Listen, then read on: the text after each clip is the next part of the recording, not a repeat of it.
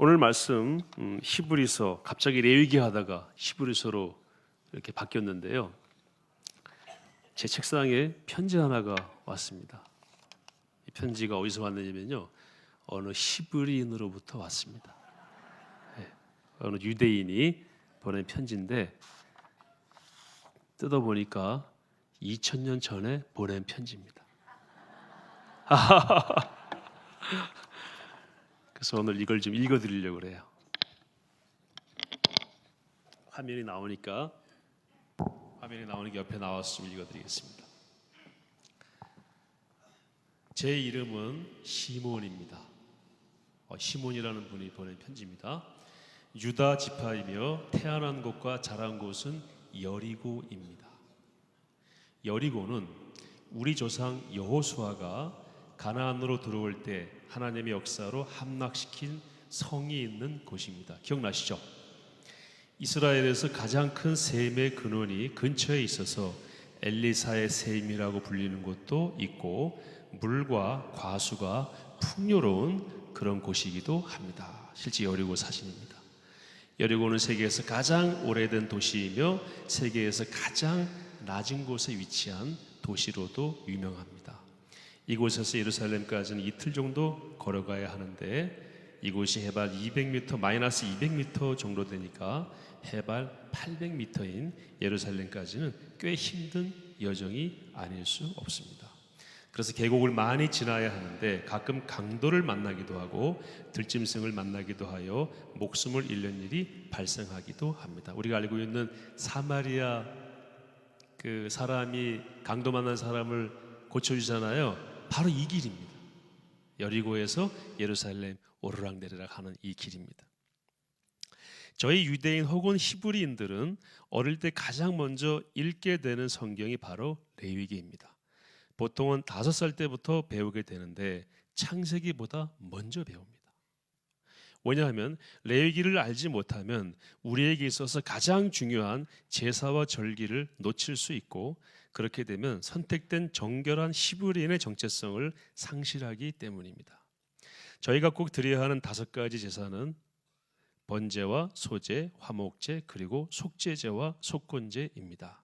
이 5대 제사는 다시 꼭 드려야만 하는 의무제와 스스로 원할 때 드리는 자원제로 구분되는데 의무제는 죄를 용서받는 속죄의 목적을 지닌 속죄제와 또 하나 뭡니까? 속건제가 있고 나머지는 다 자원제입니다. 이제 정리됐죠? 이분이 우리 레위기 강의하는 거 어떻게 아시고 이렇게 편지를 보냈네요. 뭐니 해도 가장 신나는 제사는 화목제였습니다. 지금 막 잔치 벌리고 있네요. 화목제는 죄와 관련된 것이 아닌 서원과 감사의 내용을 자원해서 드렸습니다. 화목제가 끝난 보통 거의 대부분의 제물을 이웃과 함께 나누도록 되어 있었습니다. 소나 양이나 염소를 주로 드렸지만 형편이 안 되면 무교병과 기름 섞은 과자를 드리기도 했습니다. 특히 소나 양이나 염소의 경우는 앞가슴과 뒷다리는 제사장님들에게 드리고 나머지는 가져와 이웃과 함께 먹을 수 있어서 좋았습니다. 제사장님들에게 드리는 것이 좀 아깝기는 했지만 믿음이 적은 분이었나 봐요. 아깝긴 했지만 그래도 그분들은 다른 일을 하지 않고 오직 성전에서 제사만 감당하시기에 또 우리를 위해 제사를 드려주시기에 마땅히 그렇게 해야 한다고 생각은 합니다. 화목제로 드린 제물은 그날이나 그 다음날 반드시 먹어야 했기에 저희는 밤새 걷다시피 해서 여리고로 도로 내려와 마을 사람들과 함께 나누어 먹었습니다. 그래야 됐겠죠. 부재료를 내려오지 않으면 상하잖아요, 음식이. 보통은 화목제를 드리러 가기 전에 집에서 기르던 짐승 중 가장 좋은 곳을 골라 끌고 가게 되어 있는데 예루살렘을 향해 출발할 때부터 마을 사람들은 화목제물을 나누어 먹을 기대를 하며 제사자가 돌아오기를 기다리곤 했습니다. 이해되세요? 화목제가 이렇게 됐다는 겁니다. 번제는 그래서 가장 좋은 날은 누군가가 화목제를 드리는 날이었고 더 좋은 날은 그 화목제물을 나누어 먹는 날이었습니다. 그래서 이런 외침을 가장 좋아했지요. 와, 화목제물이다. 번제는 조금 비장했습니다. 문자 그대로 번제는 완전히 태워 없애는 제사였습니다. 우리는 번제를 드리러 가는 사람을 많이 보지는 못했지만 제사를 드리러 가는 모습과 드린 후에 귀향하는 모습에서 비장하고 헌신된 하나님의 자녀로서의 위엄이 느껴졌습니다. 여호와께 향기로운 제물을 드림으로 여호와의 진노를 누그러뜨리는 의미를 가지고 있었습니다. 그리고 전적인 헌신의 의미를 담고 있었지요. 번제는 특정한 제사자가 없더라도 제사장들이 아침 저녁으로 매일 드렸습니다. 이로써 번제단의 불을 꺼뜨리지 않도록 했는데 이때의 번제를 뭐라고 그랬을까요? 상번제, 항상 드리는 번제이기 때문에 상번제라고 합니다. 저는 형편상 번제와 화목제는 한 번도 못 드렸습니다. 화목제물을 몇 번 나누어 먹은 적은 있지만 나도 형편이 좀 나아지면 꼭 화목제와 번제를 드려 하나님의 진노를 누그러뜨리고 헌신을 다짐하는 기회를 꼭 갖고 싶습니다. 형편이 어려우면 제사도 잘 못 드렸네요. 그런데 우리처럼 형편이 썩 좋지 못한 자들에게도 하나님께서 열어놓으신 제사의 길이 있었는데 바로 무엇입니까? 밀가루 드리는 거, 소제였습니다. 소제는 비교적 부담이 적은 곡식을 빻아 가루로 드리는 제사였는데 의미는 하나님께 드리는 감사의 선물과도 같았습니다. 가루를 드리기도 하고 가루로 과자를 만들어 드리기도 했습니다. 그 어떤 경우에도 누룩과 꿀을 쓸 수는 없었습니다. 여기서 꿀은 직접 내가 생산한 농산물이 아니기 때문에 헌신을 대신할 수 없었고 과일즙은 발효가 일어나기에 금한 것으로 생각하고 있습니다. 우리가 한 거랑 똑같네요. 이 사람 말하는 게. 소제는 번제와 속죄제와 함께 드리기도 했기에 병행 제사라고도 하고 번제와 속죄제를 드릴 형편이 안 되는 자들에게는 소제의 형태로 번제와 속죄제를 허용해 주셔서 저도 짐승을 드릴 형편이 못 되었기에 번제로 밀가루를 대신 바친 적은 있습니다. 소제는 가장 누추해 보이는 제사였을지는 모르지만 우리가 하나님께 드리는 최고의 선물로 생각하고 드렸고 드릴 때마다 하나님께서도 우리의 정성을 보시고 기뻐 받으셨으리라 믿고 있습니다. 속죄제는 우리의 죄의 문제를 해결할 방법으로 주신 제사였습니다. 다행히도 속죄제나 다른 제사나 모두 성전 뜰 북편에서 짐승을 잡도록 하셨기 때문에 지켜보는 사람들은 저 사람이 죄를 지어서 제물을 드리는 것인지 아니면 감사와 찬송의 제물을 드리는 것인지 아니면 헌신의 번제를 드리는 것인지를 구별하지 못하게 되어 다행이라고 생각을 했고 하나님의 아이디어는 늘 우리를 감동시키신다고 생각했습니다. 그럼에도 불구하고 속죄제는 우리의 죄와 죄로 오염된 우리 자신이 정결과 거룩으로 나가는 길로 주어져 참 다행이라고 생각했습니다. 아시는 대로 속죄제는 5대 제사 중에서 가장 복잡한 구조를 가지고 있었습니다. 우선 제사자가 넷으로 나뉘어져 있었습니다. 어떻게 나눠져 있었죠? 첫째는 제사장 또는 대제사장, 두 번째는 온 회중, 세 번째는 보헤브 맞습니까? 족장, 네 번째는 평민. 드려지는 제물도 엄격히 구별되었습니다. 제사장이나 대제사장은 수송아지를 드려야 했습니다. 제물도 그분들이 직접 잡아야 했지요.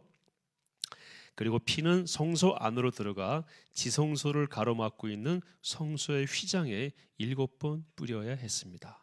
속죄제 중에서 가장 깊숙이 들어가는 가장 높은 단계의 제사를 드렸습니다.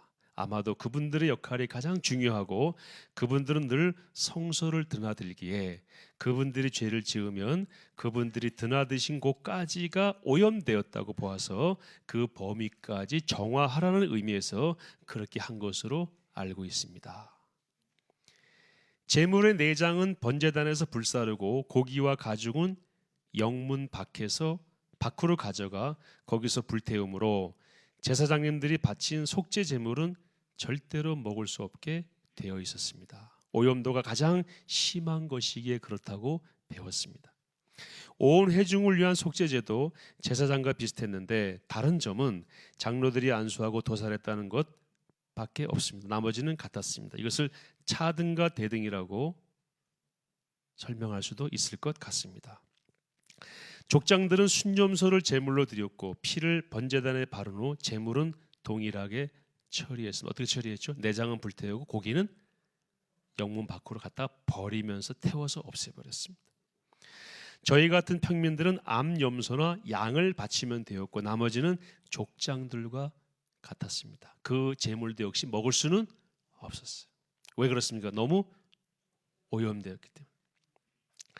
죄를 지으면 꼭 드려야 하는 의무제인 속죄제를 저는 제 생애에 딱 한 번밖에 못 드렸습니다. 물론 소제의 형태로 몇 번 드렸던 적은 있지만 암염소를 제물로 드린 속죄제는 딱 한 번뿐이었습니다.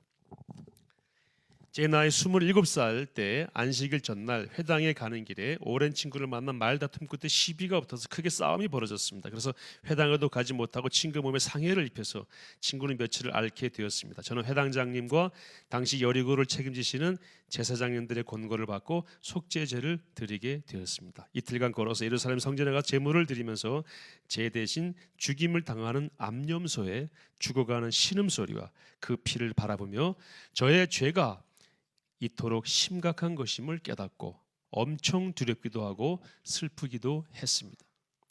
그리고 그때 드려진 암염소는 제 죄와 동일하게 오염되었기에 절대로 먹을 수 없을 뿐 아니라 성문 안에서 태우는 것조차도 허용되지 않아서 성문 밖 화장터에서 태우는 것을 보는 순간 끔찍했습니다. 아, 내 죄는 내가 저렇게 버려진 짐승과도 같이 버려져야 할 정도로 심각한 것이구나.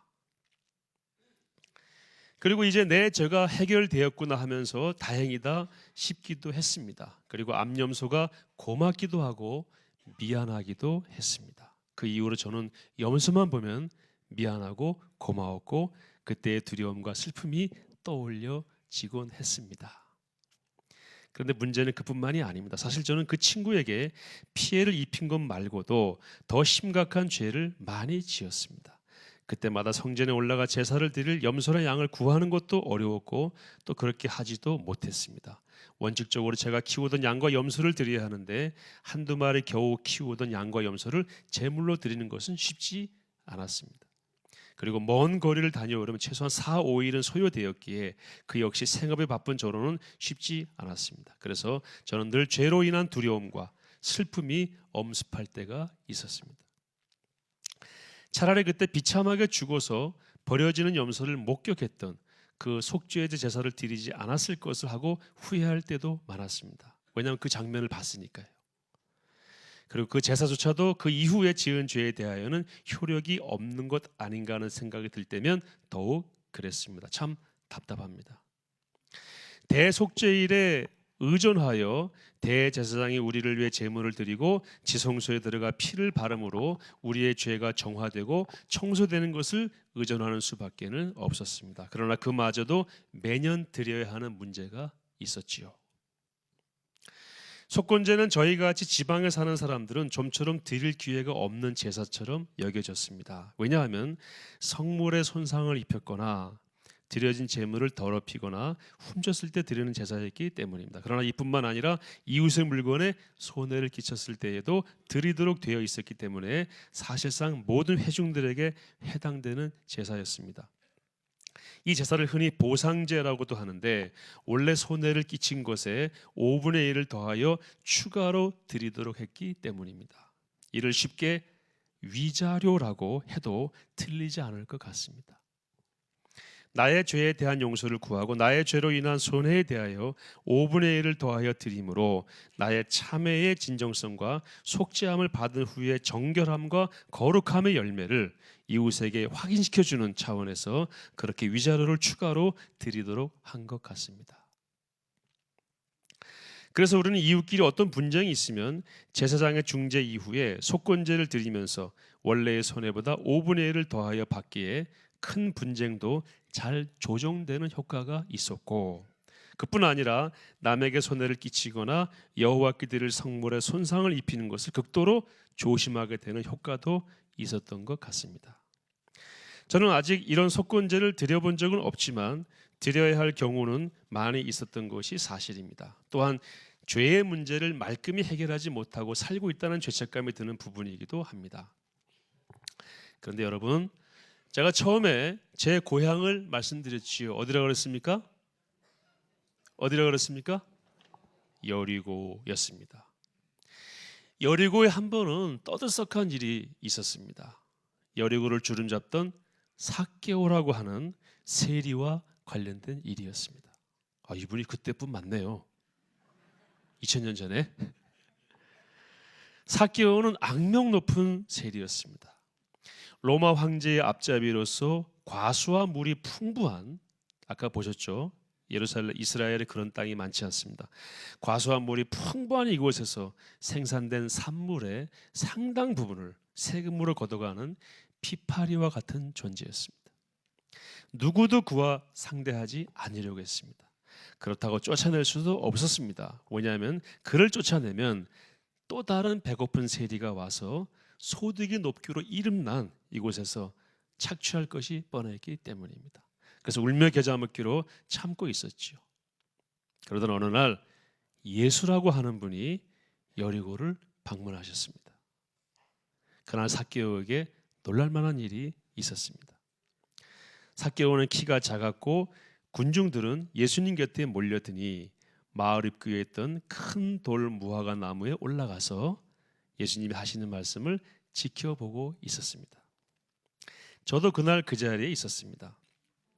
예수님은 삭개오 보고 내려오라고 손짓을 하시더니 잠깐의 대화 끝에 그의 안내를 받고 그의 집으로 향하는 것이었습니다. 모든 주민들은 놀랐습니다. 아니, 삭개오 같은 죄인의 집에 그토록 존경받고 흠이 없다는 그분이 들어가시다니. 삭개오도 당황하여 남의 것을 토색한 것이 있으면 4배나 갚겠습니다라고 했고 자신의 소유를 팔아 절반을 가난한 자들에게 주겠다고 했습니다. 사람들은 귀를 의심했죠. 예수님께서는 그에게 구원이 임했다라고 말씀하셨습니다. 그리고 이 사람도 아브라함의 후손이다 라고 말씀하셨습니다. 그 자리에서 몇 말씀을 더 하셨고 다음 달에는 예루살렘을 향하여 떠나셨습니다. 저는 밤새 삭개오를 만나는 장면, 예수님이 삭개오를 만나는 장면과 삭개오를 향해서 따뜻하고 인자한 미소를 지으면서 인자가 온 곳은 잃어버린 자를 찾아 구원하려 함이니라 라고 하신 말씀이 잊혀지지 않아 뜬 눈으로 지셨습니다. 저에게는 여간 충격이 아닐 수 없었습니다. 도저히 구원을 받을 수 없을 것 같았던 죄인으로 보이는 삭개오에게 구원을 선포하시고 잃어버린 자를 찾아오셨다는 말씀은 지금까지 제가 히브리인으로 가졌던 어떤 전통과 고정관념을 완전히 깨는 말씀이었습니다. 저의 고정관념은 삭개오 같은 사람은 절대로 구원에 이를 수 없고 예수님 같은 분은 그런 자의 집에 머물러서는 안 된다는 것이었습니다. 저는 지금까지 제가 배운 율법과 전통 그리고 서기관과 제사장님들이 가르쳐 주신 말씀과 너무도 달랐던 예수님의 말씀에 호기심을 가지고 그분을 따라 예루살렘으로 향해 길을 나섰습니다. 어차피 할 일도 없었고 얼마 후면 6월절이라서 성전에 가야 했기 때문에 나서기로 했습니다. 예수님과 그 일행들은 벳바게와 베다니를 거쳐 예루살렘으로 입성하였습니다. 예루살렘이네요.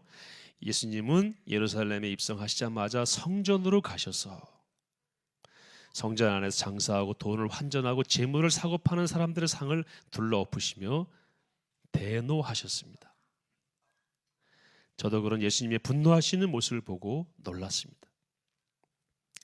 며칠 뒤 6월절이 다가오자 사람들이 예루살렘으로 몰려들기 시작했고 로마 군인들은 물론 지중해 바닷가 도시 가이사라의 총독청에 집무하던 빌라도 총독도 올라왔습니다. 갈릴리 지방에 거주하던 헤롯 왕도 예루살렘에 이미 와 있다는 소식이 들렸습니다. 대제사장 가야바는 언제나 예루살렘에 있었기 때문에 3대 거물이 모두 예루살렘에 모이는 드문 일이 일어났던 것입니다. 나중에 알았지만 예수님이 주목을 받고 있고 대단한 인기를 끄는 상황에서 6월절에 밀란이 일어날까 봐서 그런 특단의 조치를 취했다고 하더군요. 하긴 예수님이 예루살렘 성에 들어가실 때에 작은 나귀를 타셨는데 사람들이 옷을 벗고 길을 덮으며 종려나무 가지를 흔들고 호산나 호산나 하는 모습이 예사롭지 않게 보이긴 했습니다. 그런데 예수님이 다시 성전 밖 감람산에 기도하러 가신 후에 갑자기 대제사장이 보낸 사람들에 의해 체포되고 감금되는가 싶더니 대제사장 가야바의 법정과 로마 총독 빌라도의 법정으로 이리저리 끌려다니며 재판을 받는 일이 있었습니다. 너무 순식간에 일어난 일이라 예루살렘에 있던 모든 사람들이 흥미롭게 지켜보면서도 너나 할 것 없이 예수님을 제거하는 쪽으로 의견을 몰아가는 것 같았습니다. 드디어 예수님의 사형 선고를 받고 십자가 형틀을 메고 광장으로 나오셨습니다. 예수님은 이미 머리와 얼굴과 몸에 심한 상처를 입었습니다. 피와 진물이 묻어나오고 차마 사람이라고 할 수 없는 몰골이었습니다. 중간에 아프리카에서 온 듯한 한 사람이 그 대신 십자가 형틀을 지고 가기는 했지만 이 사람이 누구죠? 구레네 사람 시몬. 조롱과 핍박과 채찍질은 여전히 예수님 몫이었습니다. 그 주변으로 예수님의 어머니 마리아와 또 다른 여인들이 뒤따랐고 나중에 알았지만 예수님 가까이 있던 요한이라는 제자도 예수님의 어머니 이름과 함께 뒤를 따랐습니다. 예수님은 성문 밖으로 쫓겨 나갔습니다. 갈보리라고도 하고 골고다라고도 하는 바위 언덕 위로 밀려 나갔습니다. 그곳은 성문 밖이고 그곳은 오물과 시신을 태우기도 하는 그런 곳이었습니다. 그곳으로 쫓겨나간 예수님은 미리 정해놓은 자리에 십자가 형틀을 세운 후에 그곳에 못 박혀 매달리셨습니다. 예수님이 양쪽에도 동일한 형태로 십자가에 의해 처형된 두 남자가 있었는데 그들은 모두 살인 강도였다고 사람들은 수군거렸습니다. 예수님 몹시 괴로워하셨고 세상에 어떤 큰 죄를 지은 사람이 저런 고초를 겪을 수 있을까? 세상에 어떤 죄로 오염된 육체가 저와 같이 처참한 지경에 이르게 될까 하는 생각을 지울 수 없었습니다. 로마 군인들은 잔인했습니다. 마치 자기들이 완전한 심판자인 것처럼 예수님 육체를 유린했고 가시관은 물론 창으로 허리를 찔러 폐에 고인 물과 심장에 고인 피를 모두 제거하려는 듯 했습니다. 죽은 다음에 십자가에서 내려 시신을 옮길 때 중량을 가볍게 하여 자기들의 수고를 덜려고 그런다고 옆 사람이 말해 주었습니다. 저는 그 순간 제가 드렸던 유일한 속죄제 제물로 바쳤던 암염소가 피와 물을 다 제거된 상태로 피범벅이 되어 내장은 제단에서 불태우고 살과 가죽은 성문 밖 바로 그 근처에서 십자가가 달린 그 근처에서 불태워 버려졌던 장면이 생각이 났습니다. 어쩌면 이렇게 똑같을 수 있을까요? 예수님은 목이 마르다고 외쳤지만 아무도 물을 주지 않았습니다. 양옆에 매달린 두 죄수들은 서로를 향해 무슨 소린지 모를 대화를 주고받더니 예수님도 그들의 대화에 응수하시면서 한 말씀 하시는 듯 했습니다. 이 말씀이 뭐죠? 네가 오늘 밤 나와 함께 낙원에 이르리라. 이분은 그 잘 못 들었나 봐요. 그리고 예수님은 이제 모든 기력을 다 소진하신 듯 이렇게 외쳤습니다. 엘리 엘리 라마 사박다니. 그리고 테텔레스타이라고 했습니다. 제가 헬라어는 유창하지 않지만 예수님의 그 말씀은 분명 헬라어였고 세리 삭개오가 우리 집에 밀린 세금을 받으러 왔을 때 빚을 갚으라라고 말할 때 내뱉었던 바로 그 단어였습니다. 즉 빚을 다 갚아주었다는 의미로 하신 말씀이 분명했습니다. 그 말의 의미를 저는 당시는 잘 몰랐습니다. 무슨 빚을 갚아주신 것일까 하고 궁금해했습니다. 예수님은 다 갚아주었다는 말씀을 끝으로 고개를 떨구셨고 이내 제가 평생 그 전에도 그 후에도 경험하지 못한 엄청난 이적이 일어나기 시작했습니다. 천둥 번개와 함께 날이 갑자기 한밤처럼 어두워졌습니다. 무섭고 두려웠습니다. 로마 군인들은 금세 두려워 얼굴이 하얗게 질렸고 제비뽑기로 예수님의 옷을 차지한 한 군인은 그 옷을 든 채로 언덕 아래로 도망가 버렸습니다.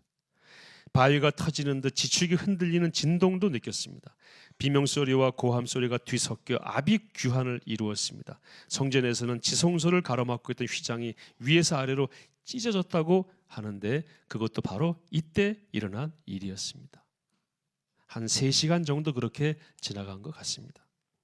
조용해진 후에 고위 관직에 있는 것처럼 보이는 어떤 사람이 종들을 대동하여 예수님의 시신을 인수받아 자신의 무덤에 안치했습니다. 주위에 물어보니 그 사람의 이름은 아리마대 요셉이라고 했습니다.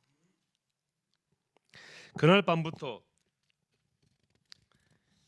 안식일이 시작되어 다음 날까지는 고요했습니다. 그리고 그 다음 날, 즉 안식 후 첫날 새벽에 예수님의 시신이 사라졌다는 소문이 순식간에 퍼졌습니다.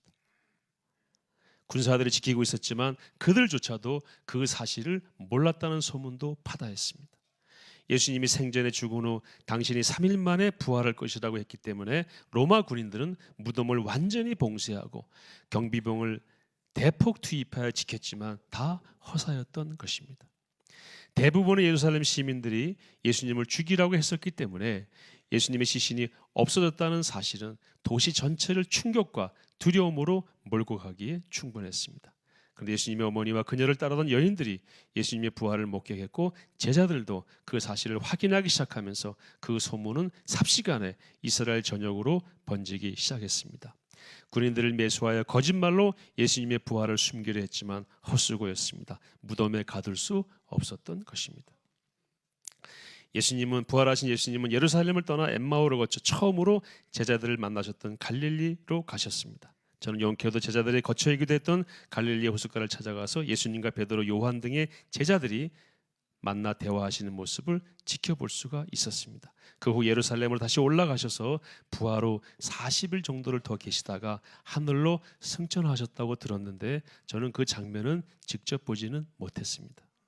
갈릴리에서 예루살렘으로 가시는 모습을 뒤로 하고 저는 저의 고향 여리고로 돌아왔기 때문입니다. 그러나 저는 그 이후 예루살렘에 있었던 큰 핍박을 피해 사마리아로 도피했던 빌립 집사가 전한 복음을 듣게 되었습니다. 그리고 스데반을 죽였던 바울 선생이 예수님을 환상 가운데 만났다는 소식도 들었습니다. 바울은 저희 시대 최고의 율법학자였던 가말리엘 선생님의 제자로 소문이 났었고 처음엔 예수를 따르는 사람들을 죽이고 핍박하다가 예수님을 만난 후에는 예수님을 전파하는 사람이 되었다는 소문은 가히 귀를 의심할 정도였습니다. 그런데 이 바울 선생이 안디옥에서 바나바와 함께 성경을 가르치면서 예수님 말씀을 풀어 설명할 때 대단한 역사가 일어났다고 들었습니다. 저도 그때 그 도시에서 바울에게 복음을 전해드리는 사람을 만나 복음을 접하게 되었습니다. 그리고 어렵게 바울이 썼다고 하는 글들과 그가 했다고 하는 설교들을 전해드리면서 제가 목격했던 예수님이 바로 구약 성경에서 예언한 그 선지자 혹은 의의 선생 혹은 메시아, 바로 그분임을 알게 되었습니다. 나중에 요한이 쓴 복음을 통해 깨달았지만 예수님은 처음부터 당신이 세상의 죄를 지고 가는 하나님의 어린 양이라고 하셨더군요. 그리고 의인을 부르러 온 것이 아니고 죄인을 부르러 왔으며 선한 목자는 양을 위하여 목숨을 버리노라 라고도 하셨다고 들었습니다. 예수님께서 십자가에서 처참한 모습으로 피와 물을 다 쏟고 돌아가실 때 저는 저 대신 바쳐진 속죄제의 암염소가 떠올려진 것은 결코 우연이 아니었다는 생각도 들었습니다. 다만 제가 드린 염소는 저의 죄를 완전히 제거하지 못했고 지금까지 우리가 드렸던 모든 제사는 단지 육체의 예법일 뿐 새로운 제물이 올 때까지 그림자처럼 활용된 것이라는 사실도 알게 되었습니다. 우리의 죄값을 완전히 갚아주신 예수님이 오직 자기의 피로 영원한 속죄를 이루신 것을 믿게 되었습니다. 예수님의 속죄는 단번에 이루신 것이고 다시 드릴 필요가 없는 단 한 번의 그리고 유일한 제물로 드려진 그런 제사라는 사실도 알게 되었습니다. 그리고 하나님께서 세상을 이처럼 사랑하사 독생자를 주셨는데 누구든지 그를 믿으면 멸망치 않고 영생을 얻으리라는 말씀이 마음에 와 닿았습니다. 그동안 저는 저의 행위로 온전해져 보려고 했습니다. 그러나 그것은 이미 불가능의 영역일 뿐 아니라 제 스스로가 그 환상을 깨버린 장본인임을 인정하지 않을 수 없습니다. 그 후에는 제사와 율법을 준수함으로 속죄를 이루어 정결과 거룩에 이르려고 했었습니다. 그러나 저는 제사도 제대로 드릴 수 없었고 또 제사를 드려도 그 이후에 또 죄를 짓기 때문에 여전히 이 문제는 저를 사로잡고 괴롭혔었습니다. 그런데 예수님께서 단 한 번 죄물 되셔서 나를 구원해 주셨다고 믿게 되니 그 효력이 순간마다 유지될 뿐 아니라 영원히 불변함을 깨닫게 되었습니다. 더구나 예수님은 인간의 몸을 입고 오신 하나님이셨기에 그것이 가능하다는 사실도 알게 되었습니다. 저는 5살 때부터 레위기를 읽고 공부하며 성인 이후에는 더욱 열심히 레위기를 외우면서 지키려고 했었습니다. 외우고 잘 알았지만 정확히 그것이 무슨 의미인지가 깨달아지지가 않았었습니다. 왜 번제를 드려야 하고 왜 속죄제를 드려야 하는지 늘 궁금하고 그 효력을 의심했습니다. 그러나 이제는 그 제사의 의미와 본래의 기능이 무엇인지를 확실히 알게 되었습니다. 제사와 절기와 규례 등 레위기의 모든 말씀은 목적이 아니고 과정이었고 복음에 이르는 좋은 길잡이였습니다. 이제 저는 예수님을 만났고 나를 위해 대신 바쳐진 제물 되셨음을 알게 되었습니다. 이제는 유일한 구원의 수단은 예수님을 영접하고 믿는 것이라고 확신합니다. 저는 이제 자유케 되었습니다. 할렐루야, 아멘.